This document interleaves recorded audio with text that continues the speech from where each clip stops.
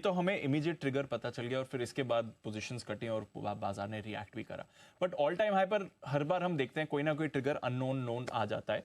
तो अब ये जो ट्रिगर आया इसके बाद कल की जो मूव आई है इसमें मंदी वाले भी थोड़े एक्टिव हुए हैं कल ये पहली बार ऐसा हुआ कि तेजी और मंदी करने वाले दोनों लोग, और स्पेशली मंदी करने वाले लोग बड़े मुखर होकर, मतलब क्या बोलना चाहिए इसका, आउटस्पोकन, बड़े कॉन्फिडेंस से, क्योंकि क्या रोज मंदी की बात करना कुछ हद तक थोड़ा फैशनेबल माना जाता था, इंटेलेक्चुअल माना जाता था कि भाई आप मंदी की बात करते हो, वैल्यूएशन की बात करते हो तो ये बड़े इंटेलेक्चुअल लोग हैं, है ना, आप देख रहे हो। हाँ जैसा तो, लेकिन रहते बैकफुट पे क्योंकि होती नहीं है। तो कल पहली बार जो तेज गिरावट हुई ना, थोड़ी आवाज उनकी भी निकली आई है, आवाज आई है, थोड़ी प्रेजेंस उनकी फील हुई है जी।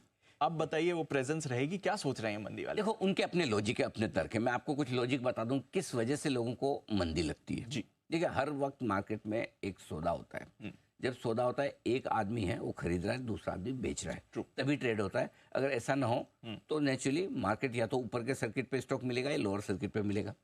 खरीदने वाला ये सोचता है कि इसके बाद बढ़ना चाहिए, बेचने वाला ये सोच के बेचता है कि घटना चाहिए। इसीलिए दोनों का ऑपोजिट व्यू है, तभी तो सौदा होगा, तभी वो सौदा डालेंगे। लेकिन कल पहले उनकी बात करें जिन्होंने कल थोड़ा सा अपनी प्रेजेंस फील कराने की कोशिश की, वो है मंदी वाले। पहली और सबसे इंपॉर्टेंट चीज जो मंदी वालों को लगता है कि बाजार के वैल्यूएशन बहुत महंगे हैं। महंगे हैं बाजार, सस्ते नहीं है। मतलब इन लेवल्स पर इतने भाग चुके हैं, और स्पेशली कई सारे सरकारी कंपनियों के शेयरों से समस्या है कि कई सारे पीएसयू स्टॉक्स हैं, कोई रेलवे में, कोई डिफेंस में, कोई पावर में, कोई फर्टिलाइजर में 60, 80, 100 के मल्टीपल पर ट्रेड कर रहे हैं। ये वो पीएसयू स्टॉक्स है, एक ज़माने में 6 और 8 का मल्टीपल इन्हें कोई देना नहीं चाहता था। आज वो 1-1 लाख करोड़, 2-2 लाख करोड़ के मार्केट कैप पे बैठे हैं, तो उसको लेकर थोड़ा कंफर्ट कम है। तीसरा, मार्जिन के नियम जो बदले हैं उसके चलते हुए कैश मार्केट के शेयरों में पोजीशंस घटेगी, ब्रोकर्स की घटेगी, ब्रोकर्स की फंडिंग वाली घटेगी। अगर कोई उन्होंने मार्जिन फंडिंग में पोजीशन बनी तो वो घटेगी। जिन क्लाइंट्स ने स्टॉक्स के सामने शेयर जो खरीदे उनके सामने स्टॉक्स को मार्जिन में रखा है, उनकी पोजीशन घटने का डर है, तो कैश मार्केट के शेयरों में थोड़ी बिकवाली हो सकती है। ये उनका एक और लॉजिक है। महंगे वैल्यूएशन वाले जो शेयर हैं जिनकी हम बात कर रहे हैं, वो ज़्यादातर रिटेल के पास है, ऐसा मानना। हालांकि मेरा ये समझना है कि कई सारे फंड हाल ही में लॉन्च हुए हैं, डिफेंस फंड लॉन्च हुआ है, एनर्जी फंड लॉन्च हुए हैं। तो ऐसा नहीं, एनर्जी फंड में पावर स्टॉक्स हो जाएंगी, डिफेंस फंड में अब इस लेवल पर डिफेंस फंड आ रहे हैं। तो आप सोच लीजिए, 1 साल पहले जब डिफेंस फंड आया था एचडीएफसी का, तो लोगों को लगता था ये कोई टाइम है इतना लेट, अब और आ रहे हैं। करेक्ट। सो अब ये तो वैल्यूएशन तो खैर ठीक है, वो हर एक का अपना अपना व्यू है, बट लोगों को लगता है कि ज़्यादातर उसमें रिटेल की भागीदारी है, चाहे डायरेक्टली हो, उन्होंने शेयर खरीदे हो, या इनडायरेक्टली म्यूचुअल फंड में पैसा डालकर खरीदे हो।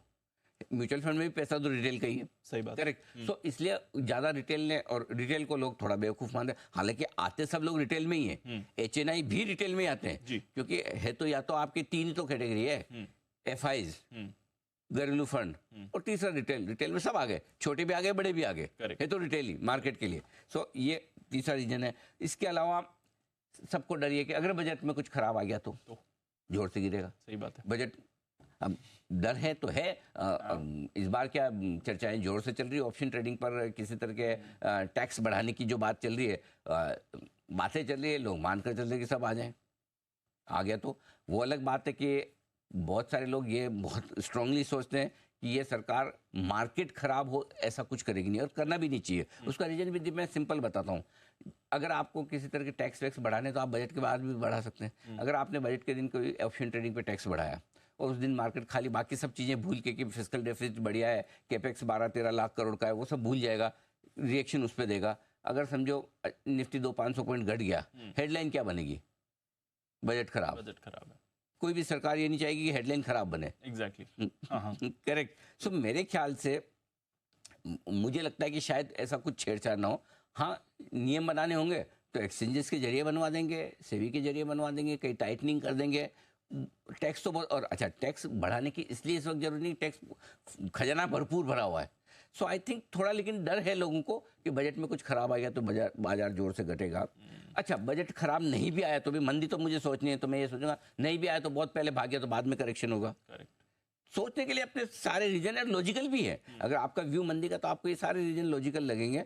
लेकिन एक जो सबसे बड़ा रीजन है, जो सबसे ज़्यादा रिस्की है, जो मुझे लगता है कि वो आमतौर पर जो फैल रहा है पूरे हिंदुस्तान में, वो है नौकरी छोड़ एफडी तोड़ और पैसा लगा। ये रिस्की सब ये है। risk लोगों को लगता है मैं जो काम कर रहा हूँ, मैं कितने चार्टर्ड अकाउंटेंट्स को देखता हूँ, सब प्रैक्टिस छोड़ दी, जॉब छोड़ दिया, खाली ट्रेडिंग कर रहे हैं। कितने लोग मैं छोड़ रहा हूँ, नौकरी छोड़ रहे, मैं तो आजकल फुल टाइम ही करता हूँ, जॉब छोड़ रहे, एफडी तोड़ के गोल्ड बेच के पैसा लगा रहे हैं मार्केट में, या उधार लेके लगा रहे हैं, बिल्कुल पिताजी का लगा रहे हैं, दोस्तों का लगा रहे हैं, डायरेक्ट इनडायरेक्ट पीएमएस कर रहे हैं। ये सबसे ज्यादा रिस्की है, क्योंकि वो और कॉन्फिडेंस आपको देता है कि ये तो मार्केट एफडी वाला है, बैंक वाला है, जो कभी घटता नहीं बढ़ता है। मुझे लगता है वो रिस्क सबसे ज्यादा बड़ी है, और वो रिस्क है, आज नहीं हुई है, वो कब कई समय से कई समय तक रहेगी। कब वो फूटेगी, किस वजह से, वो हमें पता नहीं। तो मुझे लगता है कि रिस्क ये वाली सबसे ज्यादा है, जो कभी रिटेल को एकदम बैकफुट पर करेगी और एकदम से घटेगी, लेकिन वो मानने वाले लोग। तो मैं हमेशा आपको ये बोलता हूँ, नौकरी छोड़, एफडी तोड़, पैसा लगा, एकदम गलत। ये मत करिए। आप में कर रहे हैं ना, नौकरी करने के बाद जो बचता है उसको इन्वेस्ट करें। Correct correct. कई बार लोग बोलते हैं कि आप इतना ज्ञान है तो आप खुद क्यों नहीं कर रहे? भाई हम तो बोल ही रहे हैं, हम तो ज्ञान दे रहे हैं और नहीं छोड़ के करेंगे। हम तो नौकरी करेंगे, नौकरी से जो पैसा बचाएंगे उसको इन्वेस्ट करेंगे। हम ट्रेडिंग नहीं करेंगे, हमें फुल टाइम नहीं बनना है ट्रेडर, जिसको बनना है वो बने। करेक्ट। सो इसलिए आपको ये सोचना है कि अगर आपको फुल टाइम ट्रेडर बनना है, अच्छी बात है, लेकिन ये रिस्की है, ये ध्यान में आपको होना चाहिए। हमेशा स्टॉक मार्केट उन लोगों को ज्यादा रिवॉर्ड करता है जिनका ऑल्टरनेट सोर्स ऑफ रेवेन्यू, यानी कि कुछ दूसरी कमाई बहुत मजबूत है। राइट। पैसे से पैसा बनता है इस बाजार में। बिना पैसे से पैसा, सेबी भी कहती है 100 में से 93 नहीं बनाते हैं, 7 बनाते होंगे, इसका मतलब। करेक्ट। 7 तो बनाते हैं। अगर आप उन 7 में से हैं, वेल एंड गुड, बहुत बढ़िया। आपके लिए कोई रूल एप्लीकेबल नहीं होता, क्योंकि अल्टीमेटली एंड ऑफ डे आपको स्टॉक मार्केट से पैसा बनाना है, आपके लिए वो रूल एप्लीकेबल नहीं होता। लेकिन आप वो 93 में है, तो फिर आपके लिए नौकरी छोड़, एफडी तोड़, पैसा लगा, सबसे रिस्क। आपकी लाइन में है ना कि सबसे आसान तरीका पैसा कमाने, सबसे आसानी से सबसे बड़ा पैसा कमाने का जो स्टॉक मार्केट का तरीका है कि लोग सोचते हैं सबसे आसानी से, कम मेहनत में, कम समय में बहुत बड़ा पैसा बनाने का सबसे मुश्किल रास्ता स्टॉक मार्केट है। बिल्कुल, वो ध्यान रखिएगा हमेशा।